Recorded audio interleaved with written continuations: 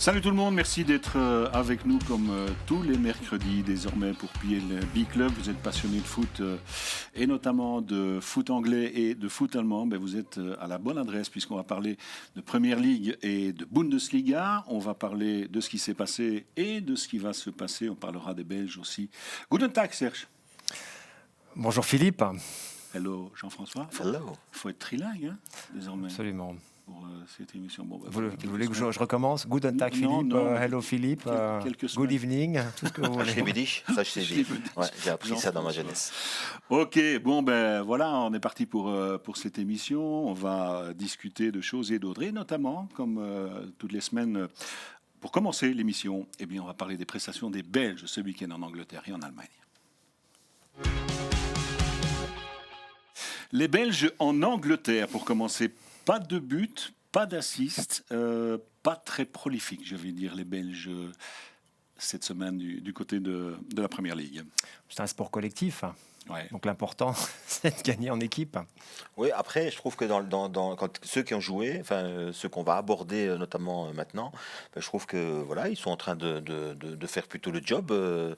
Notamment Trossard, à qui je pense, parce que c'est celui auquel on pense souvent quand on pense à Arsenal. Il sera champion, peut-être. Oui, il est titulaire. De mémoire, c'est 5 rencontres de championnat consécutives. Et ce qui est paradoxal, c'est que finalement, il trouve une place de titulaire dans cette équipe au moment où le point fort, la grande qualité d'Arsenal, c'est quand même sa solidité défensive. Et à mon avis, il y a un lien. Il est peut-être moins spectaculaire que Martinelli. Bon, c'est vrai qu'il y a aussi Madueke qui est blessé. Mais donc là, il s'installe vraiment dans cette équipe. Il n'a pas des statistiques mirobolantes, mais je pense qu'il fait partie de cette structure solide. 3 buts encaissés, toutes compétitions confondues par Arsenal en début de saison. Et finalement, pour défendre, c'est quand même les joueurs offensifs qui sont en première ligne. Donc je pense que vraiment, c'est une des raisons pour laquelle Arteta lui fait confiance. En plein épanouissement, notre ami Trossard du côté d'Arsenal, Jean-François, parce qu'on sait que les saisons précédentes, c'était pas toujours évident, il n'était pas toujours titulaire. Là, maintenant, il est titulaire 6 fois sur 8, 6 fois sur les 8 derniers matchs. Il faut ajouter aussi les titularisations en équipe nationale. Ton avis, Jean-François ? La trentaine, c'est l'âge de la plénitude pour lui, donc il est bien. Moi, ce qui m'épate avec lui, pour être tout à fait honnête, c'est que chaque fois qu'on a le sentiment, parce que cette année-ci, on va être honnête, on pensait que ça allait être plus compliqué avec les transferts qui étaient faits par Arsenal, je trouve que lui-même, sur le plan individuel, élève son niveau, et qualitativement, aujourd'hui, sa place dans cette équipe d'Arsenal ne se discute pas. Donc moi, ça, je trouve que c'est un point extrêmement positif le concernant, et je sais que le débat en équipe nationale, etc., on en parle beaucoup. Mais voilà, regardez, ce sont en tout cas depuis le début de la saison 6 fois titulaires sur 8. Je ne suis pas sûr que beaucoup auraient misé là-dessus au départ de cette saison. Oui, parce qu'il y avait quand même pas mal de concurrence. Saka, Martinelli, Madueke est arrivé. Aisé. Oui, même s'il a un rôle plus central pour le moment, il peut aussi jouer sur le flanc, effectivement. Et pourtant, cet été, rappelez-vous, on avait beaucoup parlé d'un départ de Trossard. On avait parlé de Dortmund, je pense, Galatasaray, jusqu'à la fin du mercato. Récemment, il a dit que tout ça, c'était des foutaises. Oui, quand on parle dans les journaux, il y a beaucoup de foutaises dans les journaux, rappelons-le quand même. Beaucoup de bruits qui ne resteront que des bruits. Moi, je pense que c'est aussi pour faire monter un petit peu le prix des salaires, et puis les négociations, et puis les intérêts des autres clubs suscitent peut-être des discussions un peu différentes, et ça permet aux managers de monter un petit peu le salaire mensuel. Mais il a bien fait de rester, en tout cas. Oui, bien sûr, parce que lui, comme tant d'autres, ça fait quand même 3 ans maintenant qu'il cherche à avoir ce titre de Première Ligue. Ce serait dommage de partir l'année où ça pourrait. C'est bien parti, en tout cas. J'ai un voisin qui a prédit le titre d'Arsenal. On l'a enregistré. Oui, on ressortira ça bien. C'est au mois de mars qu'on ne saura quoi avec cette équipe. Donc on ne sait pas. Cela dit, on est d'accord aussi pour dire qu'il a... Allez. C'est bien parti. C'est bien parti. C'est bien parti. On est presque d'accord avec lui, en fait. Mais dans les dernières saisons, il y a d'autres saisons où c'était bien parti aussi. Donc moi, je reste prudent. Et puis ça peut aller vite. Souvenez-vous, après 5 journées, Liverpool avait 100% des points. Tout le monde disait que Liverpool était intouchable. 4 matchs plus tard, après 9 journées, tout a changé. Donc ça peut aller très vite. Allez, on parle des Belges en Allemagne maintenant, avec l'infographie qui suit. Pas d'assist, pas de but non plus du côté des Belges en Bundesliga. Sinon, vous pointez quoi ? Je pointe surtout que ceux qui, pour moi en tout cas, il y a un joueur quand même qui s'est installé avec Arthur Théâtre par exemple, est un gars qui est là, qui joue, qui est un gars sûr dans cette défense de Francfort, même si la défense c'est catastrophique, c'est la pire d'Europe. Et beaucoup trop de buts. Donc voilà, donc je sais pas finalement si c'est positif ou négatif, mais bon. Serge. Pas mieux. Sambi, deuxième titularisation quand même. Hein. Ça, c'est la bonne nouvelle. Avec Hambourg, Théâtre, Linen, Mbangula, titulaire, mais ça c'est plutôt habituel. Allez, on va parler d'Amin Al-Dakil, Jean-François, Serge aussi. D'abord parce qu'il le mérite, je dirais. Parce qu'il est passé par tellement de mois compliqués. 20 mois. Il est de retour. Il a eu une blessure musculaire qui lui a vraiment pourri la vie pendant, un peu plus d'un an et demi. Bon, la question, retour chez les Diables, point d'interrogation. Vous me donnerez votre réponse, mais d'abord, bravo pour ce qu'il fait, parce qu'il a eu la poisse. Hein. Je peux vous dire que franchement, et ce long parcours-là, ça commence à Burnley où à un moment donné il se blesse, il est opéré un petit peu tard, et puis tout ça fait qu'à un moment donné, il se retrouve dans cette situation. Son transfert à Stuttgart était franchement assez inespéré. C'est un joueur qualitatif, il a énormément de qualité pour le football moderne. C'est un rapide, il est costaud défensivement, il a vraiment, je pense, pas mal de qualité pour s'imposer dans ce championnat. Maintenant, vous savez, quand vous êtes blessé 20 mois et que vous êtes un jeune joueur, le pire de tout, c'est que vous ratez. Si je fais une petite comparaison, vous prenez Al-Dakil d'un côté, vous prenez un autre défenseur qui a plus ou moins son âge, qui est à Milan maintenant, c'est De Winter, et vous faites la comparaison, et il y a à peu près 75 matchs de différence, 80 matchs de différence à cause de cette période de blessure. Ouais.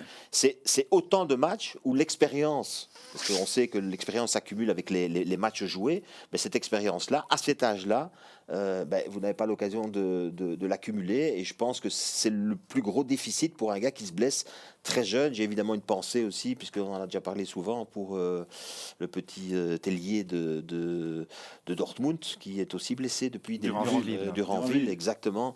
Et donc voilà, tous ces gars qui se blessent à cet âge-là, alors évidemment, c'est jamais bien de se blesser, mais à cet âge-là, c'est particulièrement embêtant parce que vous perdez énormément de rencontres et donc d'expérience. Il lui faut du temps de jeu, mais est-ce qu'il va l'avoir? Ça, c'est aussi le problème. Il ne joue pas en Coupe d'Europe. Moi, j'ai fait le match de Stuttgart à Il n'est pas dans la liste. Et s'il a joué ce week-end, c'est parce que Eunès avait changé quasiment toute l'équipe. Voilà. Mais il a fait un bon match, tout en sobriété, comme on le connaît, dans une défense à 3 sur le côté gauche, Jean-François. Ouais. Peut jouer à 3, peut jouer à 2. Il y a une certaine polyvalence. Et je sais même, et à l'entraînement aussi, on l'a essayé un peu sur les côtés aussi, latéral droit, latéral gauche. Donc voilà, une espèce de. Je ne sais jamais très bien ce qu'il faut penser de la possibilité de jouer à plusieurs postes. Est-ce que c'est bien, est-ce que c'est pas bien? Je ne suis pas certain que ce soit toujours très bien pour un joueur d'avoir comme ça plusieurs cordes à son arc. En tout cas, c'est un constat qu'on peut faire quand on regarde les joueurs polyvalents. Ça ne les aide pas toujours à s'imposer à une place.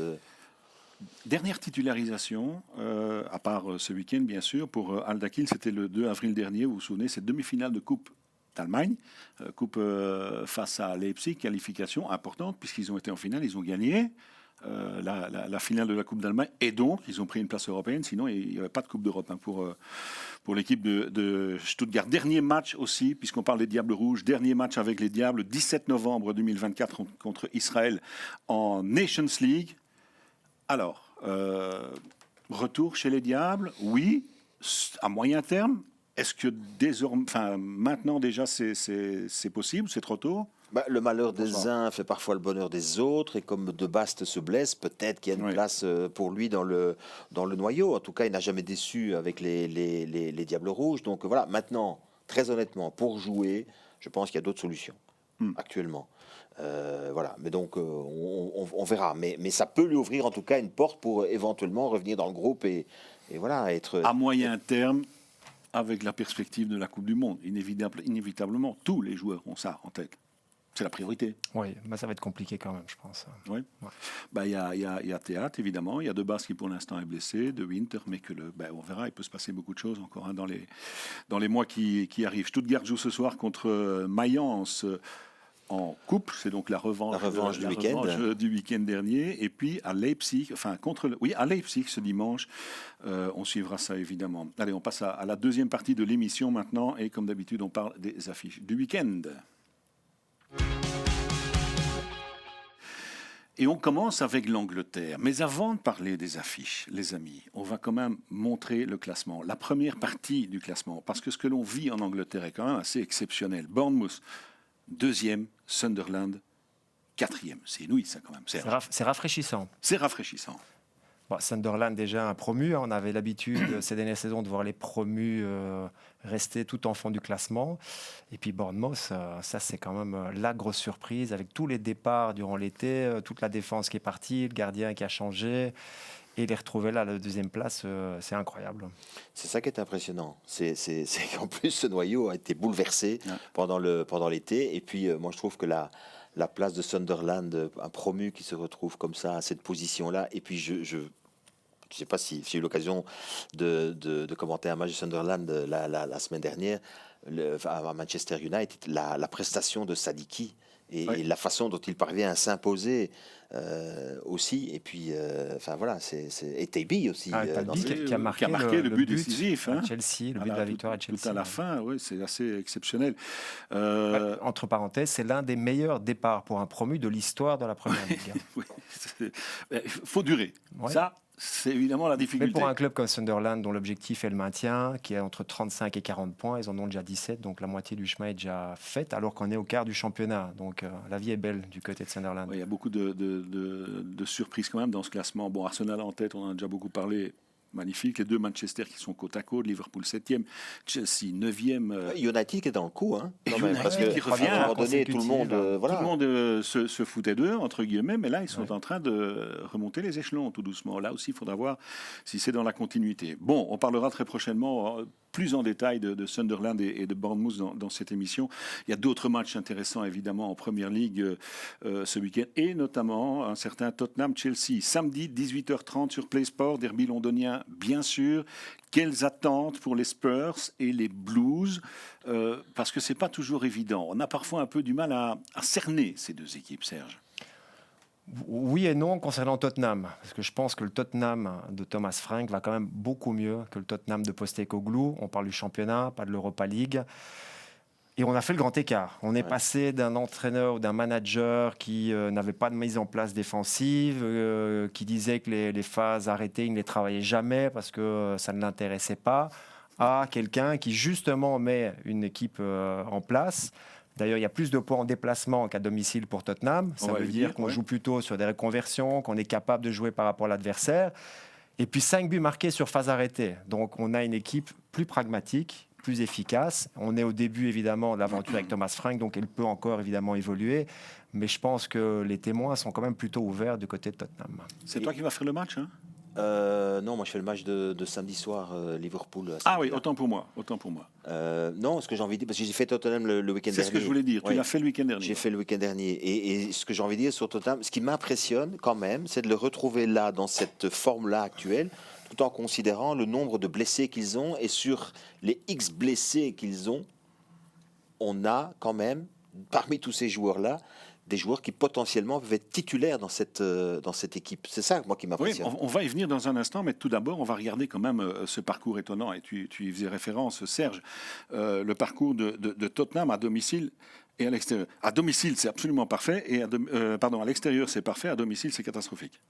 C'est quand même assez étonnant, ça. On ne peut pas, alors ils sont bien placés, ok, on ne peut pas, dans la durée, rester dans le haut du tableau avec des stats pareils. Non. Mais ils peuvent faire que mieux. Ils ne vont pas rester, à mon avis, 17e à domicile toute la saison. Parce qu'il y a quand même il y a un stade, il y a un public, il y a quelque chose à aller chercher. Donc, ils vont être de plus en plus dangereux. Si justement, ils commencent à prendre des points à domicile aussi, c'est une équipe dont l'objectif est d'être dans le top 4. Je pense qu'ils sont pour le moment quand même dans les temps. Ça illustre un football pragmatique, ce qu'on voit là. Et donc, c'est ce qui leur manque peut-être un petit peu, de pouvoir prendre un peu plus les matchs en main pour l'instant lorsqu'ils sont à domicile. Il y a 2 manières de voir les choses. Toi, tu dis, s'ils prennent des points à domicile, ça va aller mieux, mais s'ils en prennent moins à l'extérieur, alors ça va c'est l'un ou c'est l'autre. Il faut monter les curseurs. À l'extérieur, il faut les maintenir en haut, et à domicile, il faut les monter.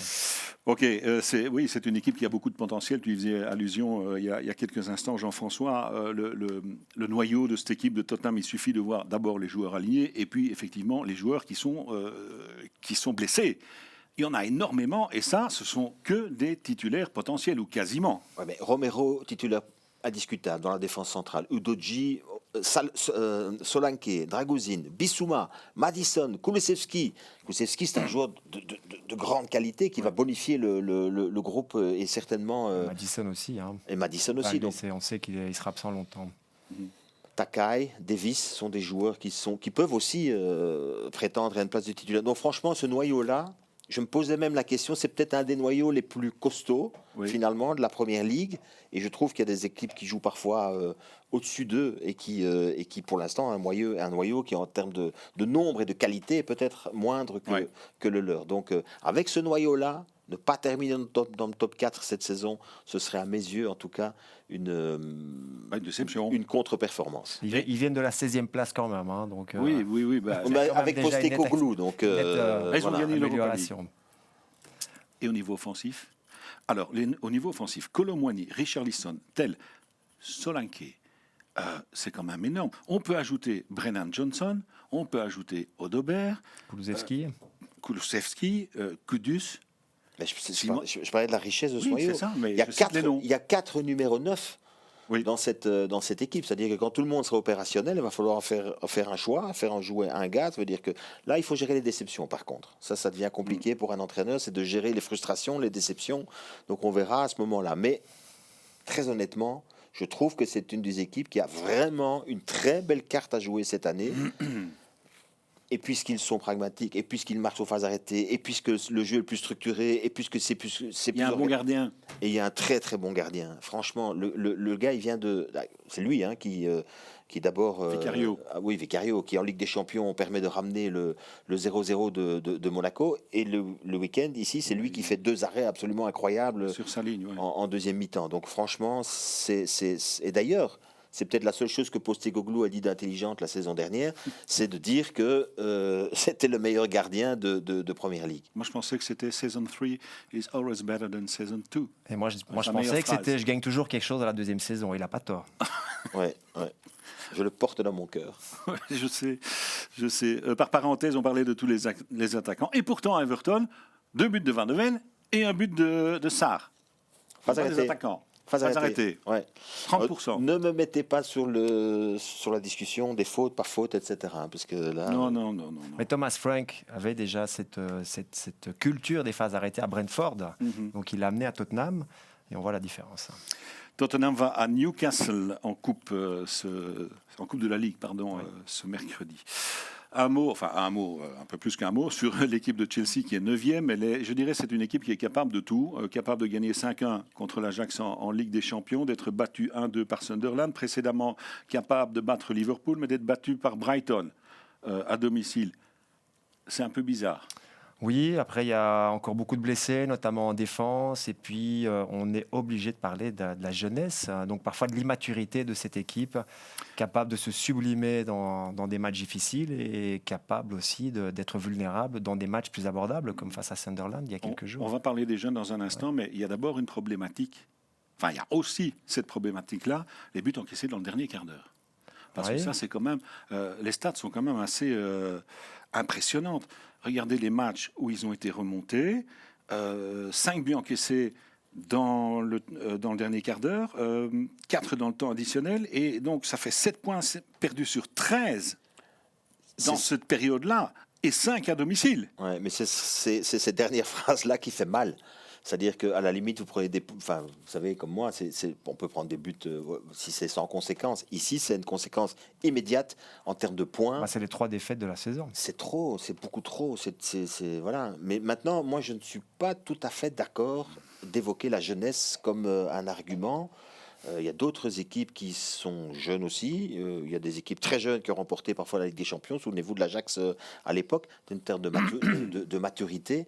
Mais je trouve aussi que parfois dans la gestion, dans les choix de joueurs, etc. Alors oui, il y a une gestion de Maresca qui pose question, des changements parfois, des rotations dans l'équipe. Mais j'ai dit jeunesse et blessure. Je pense que les deux vont ensemble. Voilà, la moyenne d'âge des 11 de base en Première Ligue, c'est Chelsea qui a la moyenne d'âge la plus basse. Oui, je ne suis pas sûr qu'il y ait une grande différence entre Non, 24 ans et 112 jours et 25 ans et 143 Non, mais c'est jours. pour dire qu'il y en a beaucoup d'autres qui sont largement plus âgés aussi. Il y a une nuance aussi. On sait que Chelsea, c'est un peu une gare de triage depuis que les Américains je pensais sont que vous alliez dire arrivés. une garderie. Mais... Non, mais, un petit peu aussi. Donc il y a des joueurs qui sont achetés en nombre, des jeunes joueurs avec des contrats longue durée, 5, 6, 7 ans, pour pouvoir faire une plus-value à un moment sur eux. Donc voilà, c'est pas toujours facile à gérer non plus. Tous les ans, il y a la moitié, une partie du noyau qui part, et puis il y a plein de joueurs qui arrivent. Je pense que la jeunesse, c'est pas le seul argument. Il faut mettre ça dans un ensemble. Vous savez que Maresca est le seul entraîneur dans l'histoire, je dis bien de la Première Ligue, à n'avoir jamais aligné un trentenaire. Vous savez ça? Même, je pense qu'en championnat, ça n'a jamais aligné un joueur de plus de 28 ans. Ah, il me semble que j'ai lu cette statistique il y a quelques jours concernant Chelsea. Voilà, ça interpelle beaucoup Jean-François. Donc la jeunesse n'est pas une excuse. Ah non, on est habitué. C'était juste un constat. C'est un chouette constat, mais il y a les cartes rouges aussi qui ont été prises. Ils ont pris beaucoup de cartes, 3 en championnat. Et 2 défaites. Maresca aussi a été exclu, a pris un carton rouge en Ligue des Champions, il y en a déjà eu aussi. Donc il y a quand même des récurrences dans. Oui, mais pour connaître un petit peu la psychologie des joueurs, il y a aussi un problème dans la gestion globale du club. C'est-à-dire que, regardez, chaque fois qu'il y a un joueur intéressant sur le marché, Chelsea s'y intéresse. Donc quand vous êtes vous-même à Chelsea, que vous êtes jeune et qu'on vous met tout le temps dans les pattes d'autres joueurs, etc. Je pense que moi, je ne trouve pas que ce soit une bonne. Je préfère les clubs qui travaillent en silence, et quitte à ce qu'ils prennent les joueurs après. C'est pas ça. Mais de tout le temps à l'annoncer, de tout le temps se positionner sur le marché. Je suis pas sûr que ce soit un gage de stabilité pour. Oui aussi, mais c'est pas un gage de stabilité pour moi dans pour les joueurs qui sont dans le noyau. Pour les joueurs qui sont dans le noyau, bien sûr. Absence de Palmer quand même, blessé toujours, évidemment, ça joue. Évidemment. De Lapp aussi, même si il est arrivé durant l'été. Les blessés, oui, ça joue forcément, mais il y en a partout aussi. Ouais. Maintenant, Palmer, quand il est en forme, parce que la saison dernière, ça n'a pas toujours été le cas. C'est le meilleur joueur de Chelsea. C'est le meilleur joueur de Chelsea quand il est et un des meilleurs joueurs de Première Ligue, il faut le reconnaître aussi. Oui. Bon, on rappelle donc aussi, puisqu'on parlait des jeunes, que lors de la victoire de la semaine dernière en Ligue des Champions contre l'Ajax, les 3 gamins ont marqué. C'est-à-dire Gouillou, Estevao et Georges. Ils sont devenus le même soir les 3 buteurs les plus jeunes de Chelsea en Ligue des Champions. C'est extraordinaire. Les trois en même temps. Ils ont battu le record de Reece James. Ouais, c'était d'abord Gouillou. Gouillou était le premier, donc il était le recordman, et puis c'est Estevan qui a terminé la série, effectivement. Estevan a battu Gouillou, et Georges a battu Gouillou. Qui du coup s'est retrouvé 3e. Pour un quartier dans l'ordre. Voilà, c'est ça. Ça, c'est quand même assez extraordinaire. Sur un match, c'était assez spécial. Ouais. Mais là, et le jeune Brésilien, là, c'est un futur crack, je crois, quand même. Oui, écoutez... C'est Enzo Fernandez aussi, c'est intéressant de le souligner, qui lui a donné le ballon pour le penalty. Oui. Estevao. Il aurait pu le frapper lui-même, il l'a donné au gamin. C'est sympa. Oui, c'est une manière de le mettre en confiance, effectivement. Dernier truc, je sais qu'on l'a dit dans les autres émissions, donc voilà, mais c'est pas oublié que l'Avia est opérationnel, et pour nous, en tout cas, Belge, c'est une bonne nouvelle aussi. Donc, à propos d'Estevao aussi, il est forcément adopté par les supporters, et pour... l'anecdote, écoutez, ceci, ça vient des tribunes de Stamford Bridge, les chants de supporters pour Estevao.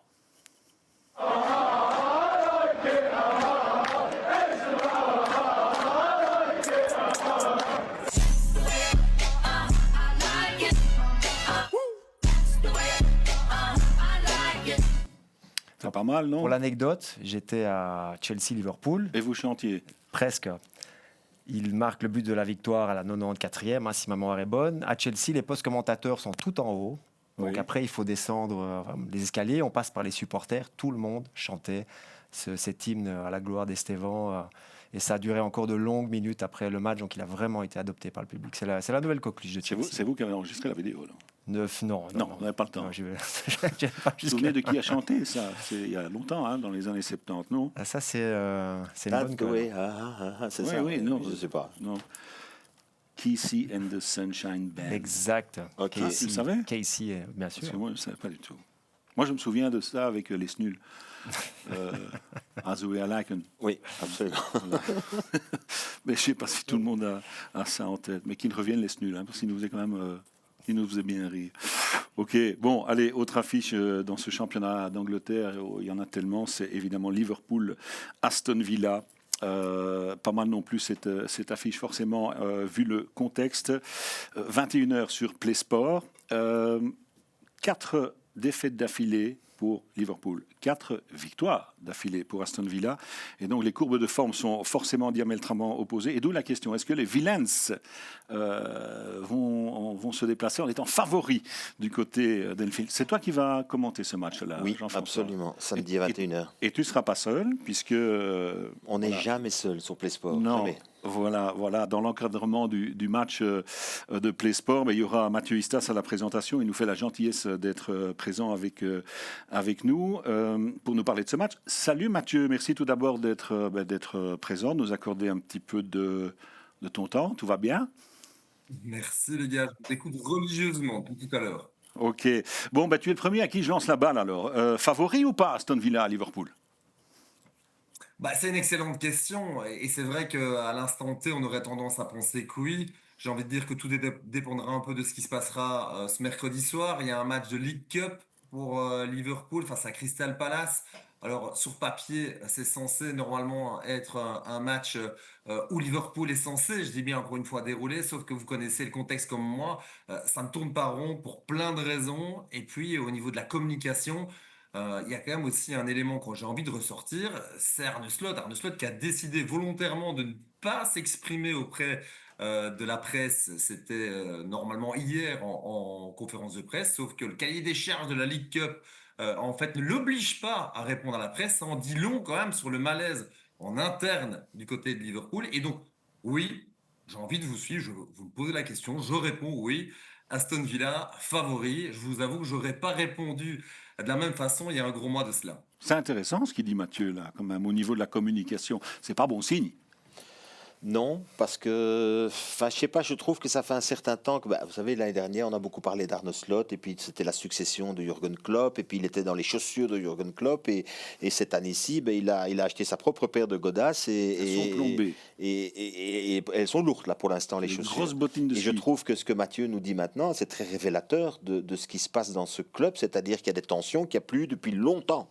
Ouais, je pense que ça veut dire une chose, c'est que le conte de fées est terminé. Ok. Ça a été tellement, ça s'est passé tellement dans la douceur, dans la victoire, dans le triomphe pour Arne Slot. L'euphorisme. Pas de moment de crise. Le premier, c'est ici. 4 défaites consécutives, c'était plus arrivé quand même depuis 2021. On va voir le comparatif entre Liverpool après 9 matchs la saison dernière et cette saison-ci. Effectivement, c'est effrayant quand même. Et notamment au niveau défensif, parce que c'est surtout, il n'y a pas que ça, mais l'aspect défensif qui pose problème. 14 buts cette saison, 5 c'est buts ça, la c'est saison ça le dernière. problème. 14 buts encaissés. Et le problème principal de Liverpool, c'est que pour le moment, défendre est très compliqué. Ouais. Mathieu, tu es d'accord avec ça? Tu as été surpris aussi, j'imagine, de cet effondrement véritablement de l'organisation défensive de Liverpool. On ne s'y attendait pas, même s'il y a eu beaucoup de changements, que ce soit à ce point problématique. Ouais, ça c'est sûr et certain avec Konaté, avec Van Dijk, qui ne sont plus que l'ombre d'eux-mêmes. On l'a encore vu le week-end dernier face à Brentford. Et puis les nouveaux qui sont censés apporter de la qualité, pour l'instant c'est pas le cas. Il y a de la déception avec Kerkez. Alors oui, ok, il y a eu le but face à Brentford, mais c'est quand même, me semble-t-il, l'un des maillons faibles à l'heure actuelle. Et puis il y a Frimpong aussi qui, parmi les nouveaux, n'apporte pas tout ce qu'on est censé attendre de lui. On met un peu Szoboszlai à toutes les sauces. Et puis oui, qu'on le veuille ou non, un peu vieillissant aussi, Van Dijk, je l'adore. Vous le suivez depuis des années, bien sûr, mais c'est vrai que par rapport à ce qu'il dégageait les dernières années, on le sent un peu plus fragile parfois aussi, dans une volonté de ne plus tout le temps aller dans les duels. Je sais pas ce que vous en pensez, mais c'est vrai que le temps passe comme pour tout le monde, mais c'est plus le Van Dijk aussi tranchant que par le passé. Et puis il y a un chiffre qui fait mal, c'est qu'à l'heure actuelle, Liverpool a la 14e défense de la Première Ligue, ça en dit long. Mathieu, tu remets un petit peu en cause la politique de transfert de cet été. Enfin, moi, a priori, si c'est ça, je suis du même avis que toi. Hein. Ben, j'ai l'impression qu'il y a un déséquilibre. Alors évidemment, nous, on est toujours on a toujours le beau rôle, hein. On est là pour analyser, on n'est pas dans le bureau pour appuyer sur le bouton et faire les transferts. Mais c'est vrai qu'a posteriori, on se demande s'il n'y a pas eu un déséquilibre dans ces transferts. Vous en parlez tout à l'heure par rapport à Isaac qui a été transféré aussi le tout dernier jour des transferts. C'était le 31 août, si je ne m'abuse. Euh, on a le sentiment qu'en fait, oui, on a délié les cordons de la bourse, mais que c'est pas forcément très réfléchi ou en tout cas homogène en termes de transfert. L'année dernière, on était dans la continuité, bien sûr, de Klopp. Aujourd'hui, on est déjà dans une année de transition où il faut faire en sorte qu'il y ait plein d'éléments qui travaillent ensemble. Ouais, on parle des nouveaux, on parle de Wirtz. Ben, Wirtz, à part cette petite parenthèse face à Francfort, lui aussi décevant. Donc oui, il y a tous ces éléments-là qui me font penser que ça va être compliqué pour Liverpool d'aller chercher un trophée cette année.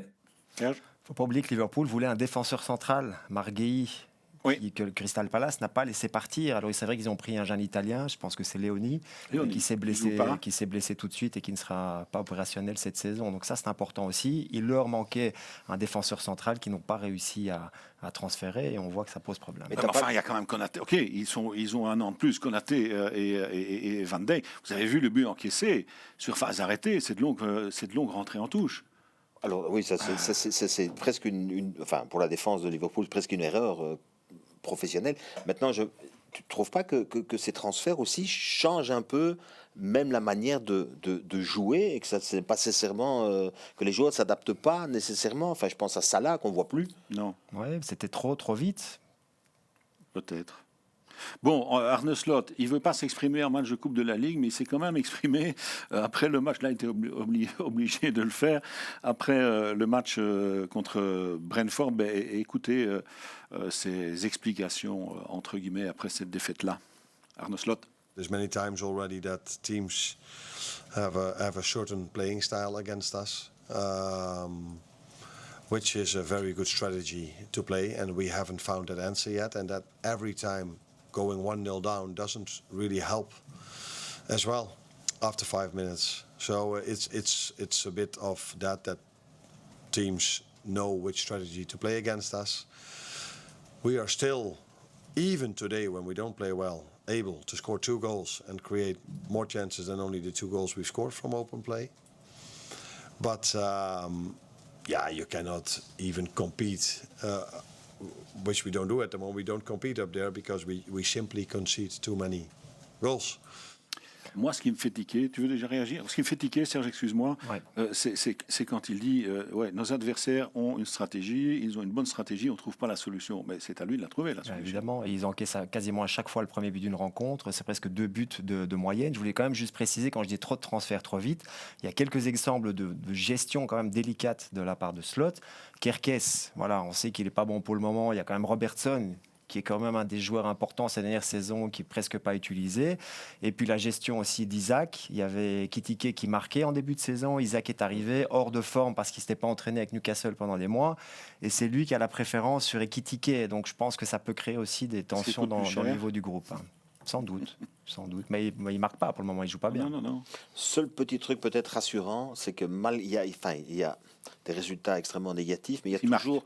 Oui, ils marquent, et puis il y a toujours quand même cet espoir dans les fins de rencontre qu'ils arrivent quand même toujours, jusqu'au bout en tout cas, à rendre ces matchs disputés, intéressants. Il y a un truc, c'est qu'on ne s'embête pas quand on regarde les matchs de Liverpool, parce que comme ils doivent ramer pour revenir au score à la fin, il y a souvent beaucoup de tension dans les fins de match, et ça rend les rencontres plutôt sympas à regarder. Ce qui ne fait pas les affaires des supporters de Liverpool. Non, avec le gardien qui doit monter sur les phases arrêtées pour essayer d'aller dévier. Exactement.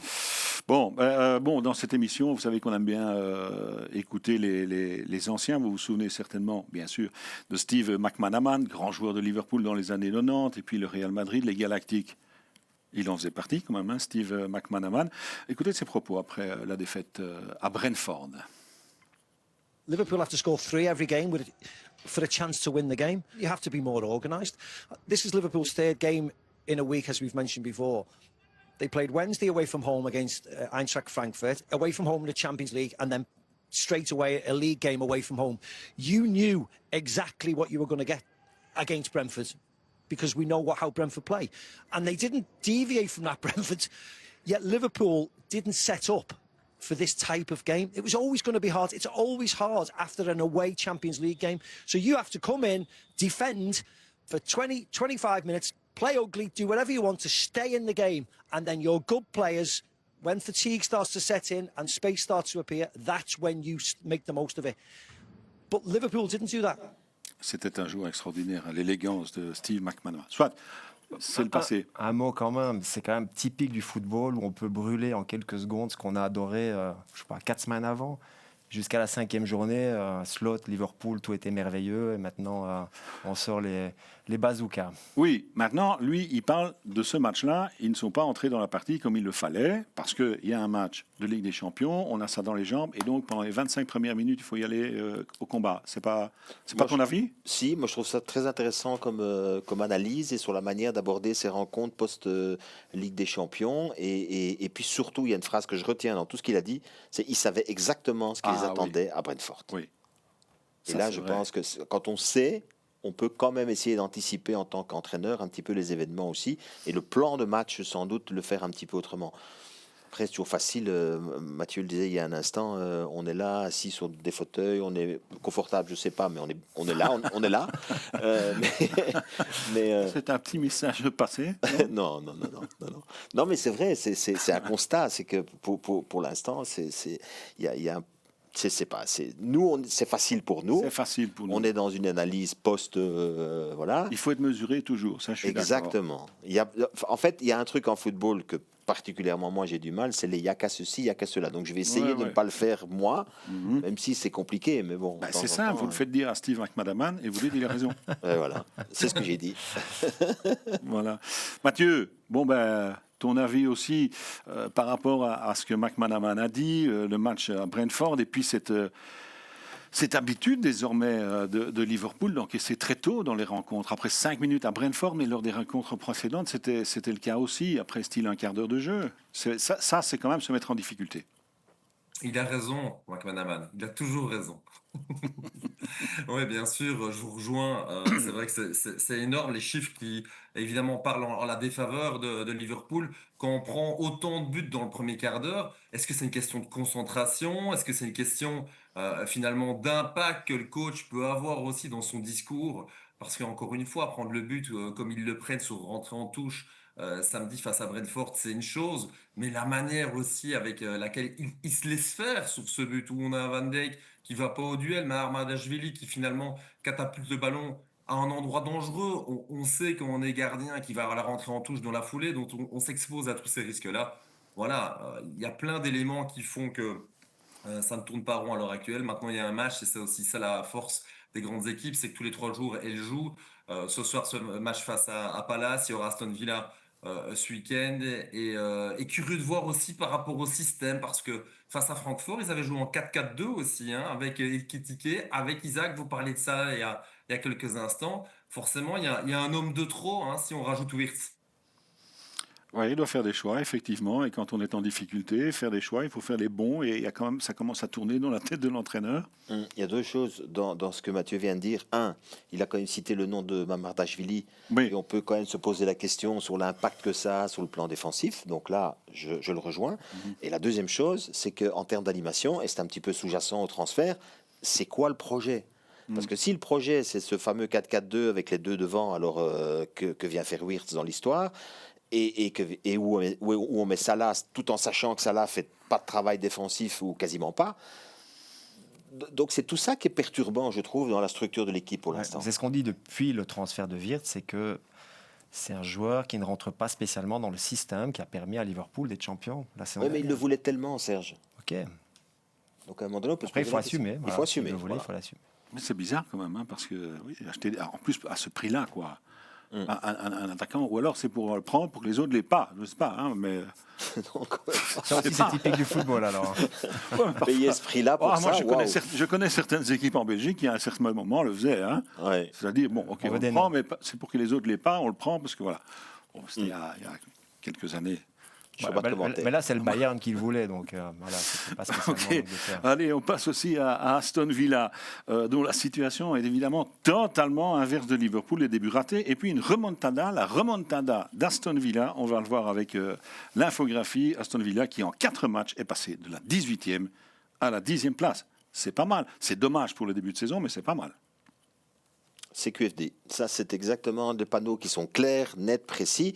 Maintenant, derrière les chiffres, il y a aussi qu'est-ce qu'il s'est passé au sein de l'équipe. Alors, nous, on est Belges, on va dire que c'est en partie parce qu'Onana va mieux.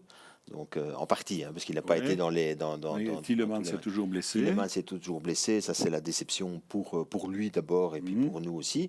Et puis, je pense que voilà, il y a sans doute un entraîneur qui a aussi une certaine expérience et qui peut gérer ces moments et qui a laissé passer sans doute la mauvaise phase. Ça peut arriver. Il était fâché en début de saison, Emery, parce qu'il n'a pas eu les joueurs, notamment offensifs, qu'il voulait. Donc voilà, il y avait sans doute aussi un petit peu de tension. Ça peut arriver aussi de temps en temps d'avoir un début de saison compliqué, de repartir parce que voilà, la préparation et puis entrer dans la compétition. Crystal Palace, on en a parlé, c'était la saison dernière, je pense aussi, qui au départ n'a pas réussi. Et puis, c'est pas tout à fait le même scénario. Non, mais je veux dire au parce qu'il y niveau a une attente du côté de Villa Oui. quand même. Si on dit avant la saison, on les place quoi dans le top 5 quand même, non?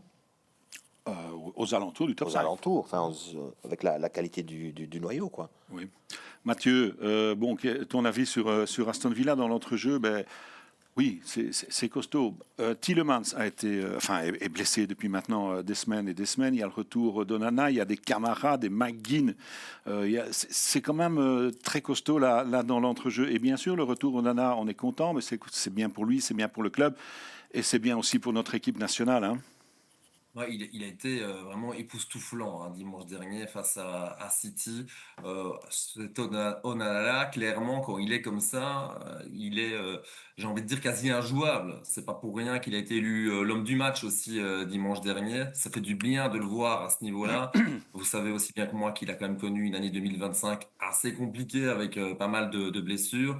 L'objectif maintenant, je pense, pour Onana, c'est d'enchaîner et de se montrer régulier d'ici aussi cette fameuse Coupe du Monde. Hein. On ira clairement à la Coupe du Monde, il faut encore gagner un match en novembre. Ça doit être l'objectif d'Onana, de Tielemans, le capitaine de l'équipe nationale. Et ça passe aussi par des bons résultats, évidemment, avec Aston Villa. Aston Villa qui est en pleine bourre, on l'a dit, mais qui peut encore parfois passer à côté de son sujet. Ça a été le cas aussi, n'oublions pas, la semaine dernière en Coupe d'Europe. Hein. On n'en a pas beaucoup parlé finalement, mais ils sont passés complètement à côté de leur sujet face aux Go Ahead Eagles, battus là-bas aux Pays-Bas avec un but d'un Belge. Mathis Suraï, le fils de Olivier. Le fils, effectivement. Ouais, même si sur le match, le score est très avantageux pour Go Ahead Eagles sur l'ensemble de la rencontre. Pas sur la deuxième mi-temps. Oui, bon, allez, ok. Mais Aston Villa domine la première. Alors, si on ne gagne pas à Go Ahead Eagles, on peut poser la question, est-ce qu'on peut aller gagner à Anfield? Oui, d'office. Ouais, Voilà. c'est La pas- vérité d'un jour n'est pas celle de... je voudrais juste un petit mot sur Onana, parce que c'est important dans la psychologie d'un joueur aussi d'être un peu, et surtout un gars comme lui, parce qu'avec son tempérament, sa personnalité, certaines formes d'ego, etc., d'être titillé aussi. Alors on parlait de l'équipe nationale, mais il est titillé un peu aussi sur le fait que Raskin, pour l'instant, a été beaucoup oui. médiatisé et très très bon. Donc lui aussi maintenant, c'est où se situe la barre et où est-ce qu'il faut prester. Et moi, je n'ai aucun doute sur ses qualités et sur ce qu'il peut apporter à un groupe. Mais moi, je trouve que c'est bien que des joueurs soient stimulés à ce point, à la fois à Villa en interne et à la fois en équipe nationale. Oui. La seule chose, qui ne se blesse plus. Ah oui, ça, effectivement. Mais c'est bien d'avoir deux profils comme Raskin, comme Onana dans notre équipe nationale pour un rôle à peu près identique, mais avec quand même des caractéristiques différentes. C'est une richesse. Ah, pour une finale contre la France, il faudra des gars...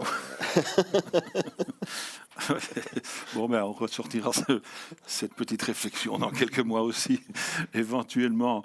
Bon, Onana, content. Hein, on voit qu'il a repris du plaisir. Alors, c'est pendant les matchs et puis, oui, c'est aussi après les matchs, quand il gagne. C'est typique d'Onana, ça. Il n'y a que lui qui fait ça à Aston Villa, je crois. Hein. Moi, j'adore. Moi, le voir comme ça, j'adore. Je trouve que parce qu'à la fois, chez lui, ce qui est terrible, c'est cette manière qu'il a de et vous allez me dire que c'est peut-être une réflexion un peu banale, mais le sourire qu'il dégage et cette joie qui émane de lui. Parce qu'un joueur doit trouver du plaisir et de la joie. Vous savez, il y a beaucoup de joueurs, quand ils sont en difficulté et quand on a l'occasion de parler avec eux, un des points sensibles, c'est le fait qu'ils n'ont pas de plaisir. Trop donc, de stress. Tout le stress, je ne sais pas comment ils se mettent le stress eux-mêmes. C'est la dynamique, leur dynamique personnelle, etc., etc. Mais souvent, le simple fait de leur rappeler que c'est avant tout un jeu, que c'est avant tout le plaisir, et quand je le vois comme ça, je trouve que c'est tellement révélateur, et on dirait un grand gamin, c'est chouette. C'est chouette, hein. Allez, bon, on espère que lui aussi, donc, qu'il ne se blessera plus et qu'on le verra jusqu'à la fin de la saison et en Coupe du Monde aussi, bien sûr. Merci Mathieu. On va. Attends, j'ai une question, Mathieu. C'est qui est avec lui samedi? Ah ben c'est ce que j'allais lui poser comme question. Ok. Mais ça va, tu peux la poser. Non? Si? Vas-y.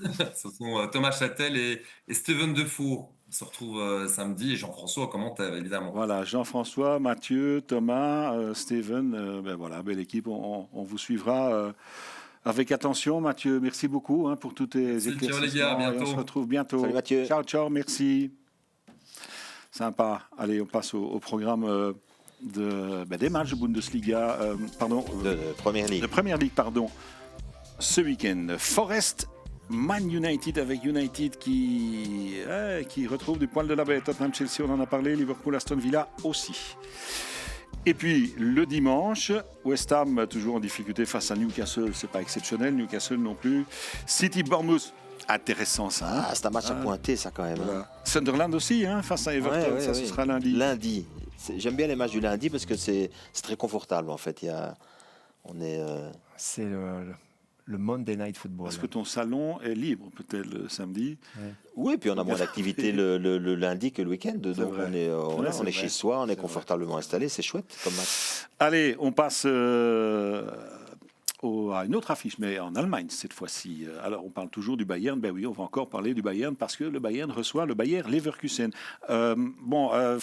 Gros match de tradition, je vais dire.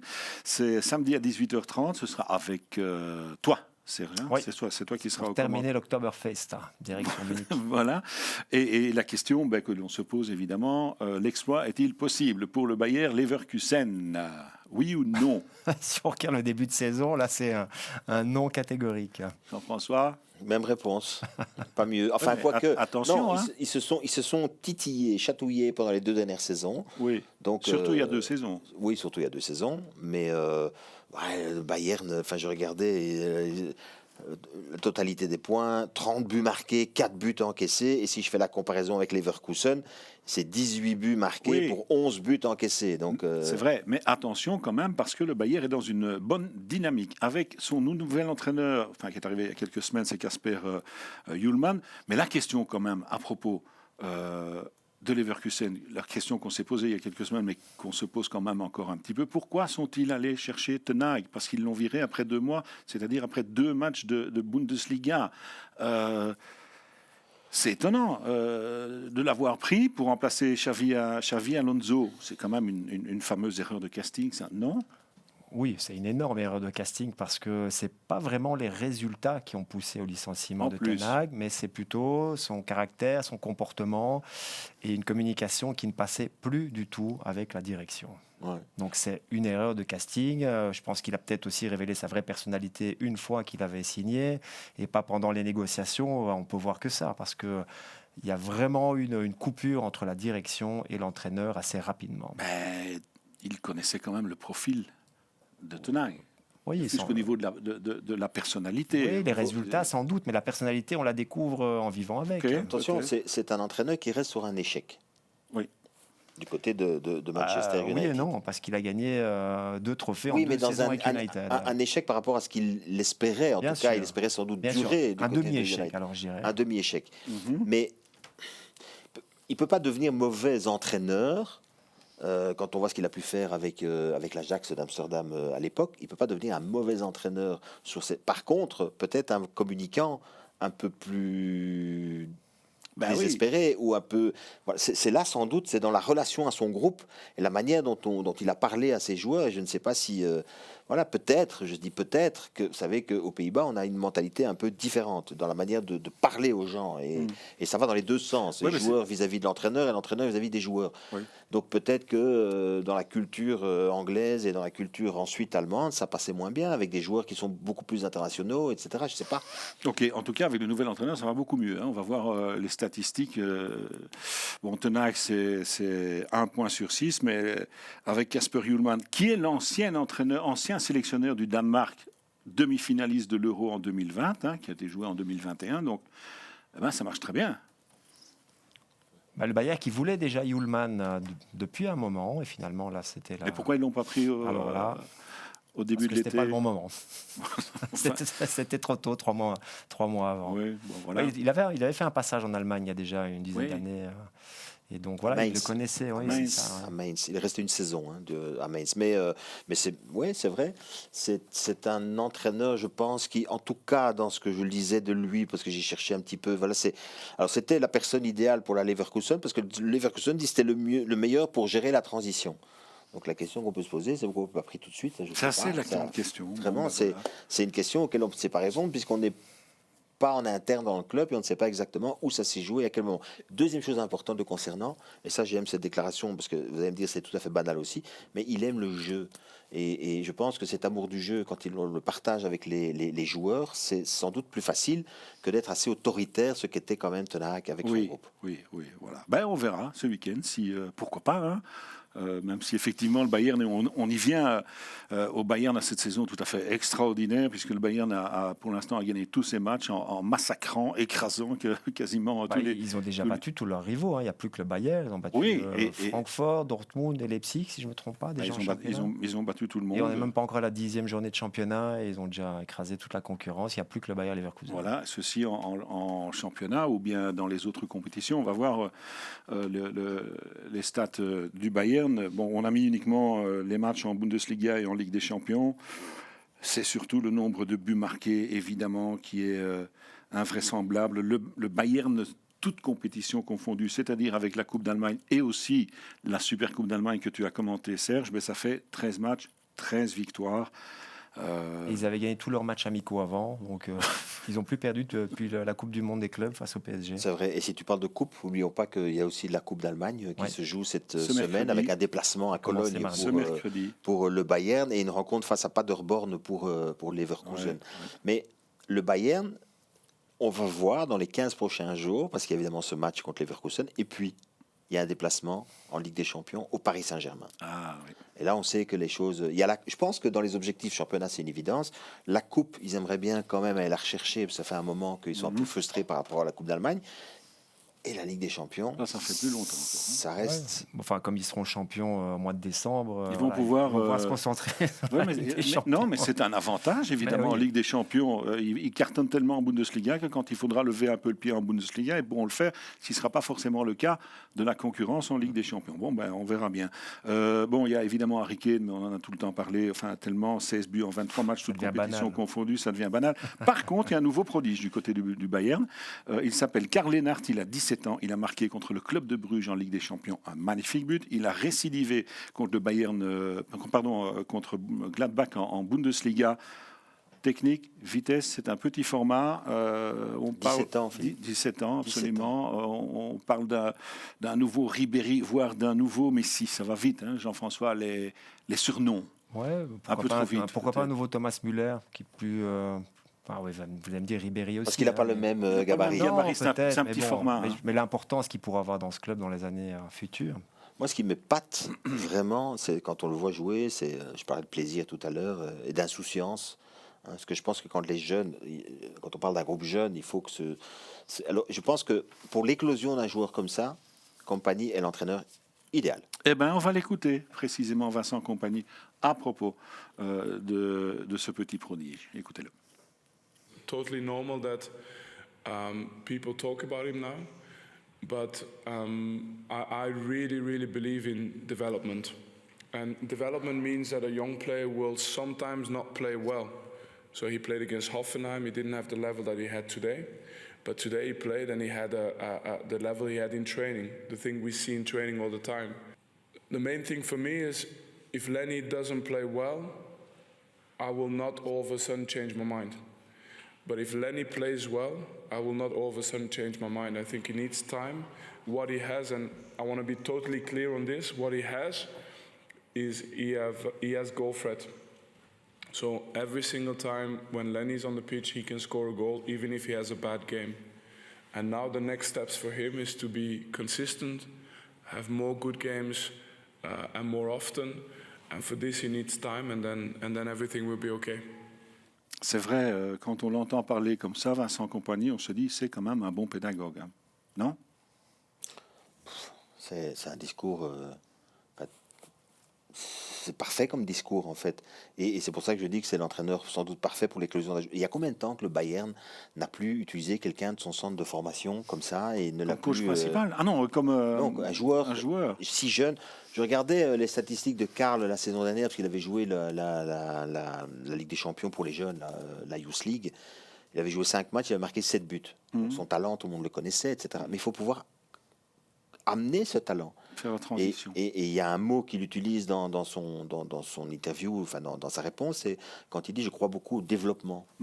Et c'est ce développement-là, et d'autres l'appelleront la post-formation. C'est ce moment où vous rentrez dans un vestiaire d'équipe première et où vous devez continuer à progresser parce que vous n'êtes pas... Alors, il faut surtout ne pas prendre tous les défauts des anciens joueurs parce que, voilà, il faut continuer sa progression et pour ça, il faut un entraîneur qui comprenne ce schéma. Souvenez-vous le process dont on s'est tant moqué quand il était à Anderlecht, etc. Ben, on voit quand même que c'est un gars qui sait y faire, quoi. Ouais. Non, c'est vrai. Après, il faut voir jusqu'où il peut aller, ce jeune garçon. Mais bon, énormément de talent, promis à un avenir extraordinaire. Effectivement, je suis assez d'accord avec toi. Quand on entend ce discours-là, on se dit, bon, ben, c'est chouette d'être un jeune encadré par un discours pareil. Après, il faut faire le travail soi-même, hein. Oui, puis ça va être tellement intéressant à suivre hein, dans ce cadre idéal hein, de voir ce joueur évoluer et progresser. Ça va être. Mais c'est intéressant ce discours-là parce que bon, il y a quand même pas mal de joueurs qui parfois arrivent à 17 ans, etc. On dit c'est waouh, le nouveau Messi, le nouveau Ronaldo, etc. Et puis qui percent un petit peu et puis qui s'écroulent tout à fait. Quand on a un tel talent, c'est dommage. Mais c'est bien mieux sans doute d'être le nouveau Messi, le nouveau Ronaldo dans les mains d'un entraîneur comme Vincent Kompany que d'autres entraîneurs parfois. Et je dirais que pour renforcer encore ce sentiment, cette impression que j'ai sur la manière dont Vincent dirige le Bayern aujourd'hui, c'est qu'au-delà de ce jeune joueur que tout le monde découvre maintenant, qui a un talent indéniable, il y a un autre truc quand même, c'est que tous les jeunes joueurs, tous les transferts, prestent, hein. Et même ceux, Jackson par exemple, où on se dit pourquoi ils l'ont pris, ils avaient Kane, il lui donne du temps de jeu, il arrive à le mettre en confiance, il s'occupe de lui. Gestion parfaite. Bon, on est d'accord. Allez, on arrive à la fin de cette émission qui est un petit peu plus longue. Je ne sais pas si vous l'avez senti, moi pas. Non. Donc on s'est bien amusé. On termine avec le programme de la Bundesliga sur Play Sport. Augsbourg-Dortmund, vendredi. Bayern, face au Bayer Leverkusen, donc samedi, on en a parlé, Cologne-Hambourg. On verra s'il y aura une troisième titularisation d'affilée pour Sambi Lokonga. Wolfsburg-Hoffenheim, c'est dimanche.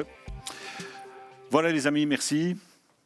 On se voit la semaine prochaine pour de nouvelles aventures. On sera curieux de voir ce qui se passe ce week-end en Allemagne, en Première Ligue, dans les autres championnats aussi, bien entendu. Merci Serge. Merci Jean-François. Merci à vous pour votre fidélité. N'oubliez pas les réseaux sociaux. Vous pouvez toujours nous rejoindre là-dessus. X, Instagram, Facebook. On y est. On vous attend. Si vous le souhaitez, passez une belle fin de semaine, un bon week-end. À très bientôt. Bye bye.